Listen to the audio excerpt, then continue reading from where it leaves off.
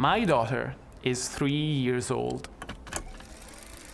She never thinks about what it looked like to be 2, nor does she think about what it might feel like to turn 4. All she thinks about is the present.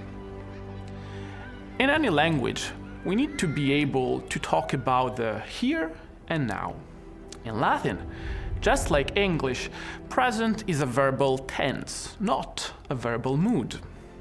But while present indicative is fairly easy to remember, present participle requires more attention and is, statistically, much more frequently used.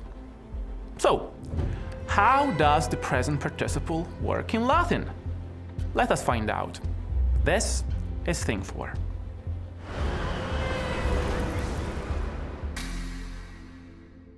Participles are verbal forms used as adjectives. Let's use the following sentence as an example. Caesar, walking through the forum, met with his soldiers. In our example, walking comes from a verb, to walk, but it is used as an adjective which describes Caesar. It is he, after all, who walks through the forum. How do we say I walk in Latin? That would be ambulo. And how do we change I walk into walking? By changing the O ending of ambulo into ambulans. The ns ending tells us that the verb is no longer a present indicative, but a present participle. This ns ending rule applies to all verbs. So, Caesar fighting would be Caesar pugna-ns, a participle which comes from pugno, meaning I fight. Caesar talking would be Caesar loque-ns, from loquor, which means I talk. Caesar seeing would be Caesar vide-ns, from videor, which means I see. There is another question that we need to ask ourselves, however. What logical purpose does Caesar serve in our example? Well, it is Caesar who walks through the forum, right?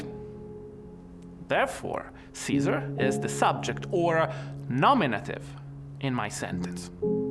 So, here comes the question. Does this ns ending rule apply to cases other than nominative? Well, no. The participle works as an adjective, and just like all adjectives, it declines too. For the remaining cases, accusative, genitive, dative, and ablative, the participle employs the endings of the third declension nouns. The same declension of words such as dux or princeps. Therefore, the accusative of walking would be ambulantem, its genitive ambulantis, its dative ambulanti, and its ablative ambulante. Do these forms have anything in common? Yes, they do. It is the nt suffix that precedes the ending. This makes them easily recognizable.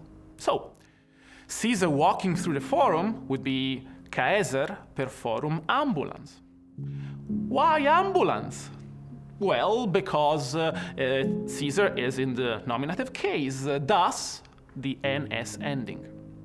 On the contrary, the sentence I saw Caesar walking through the forum would be Caesarem in forum ambulantem vidi.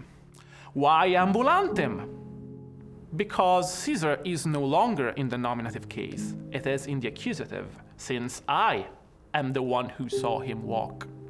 Perhaps it is a bit too early to teach my daughter any Latin. We already have quite a few things to disagree on. One thing is for sure, though. Had she been born in Roman times, she would be using present participle on a rather regular basis. This was Thing 4. Thanks for watching.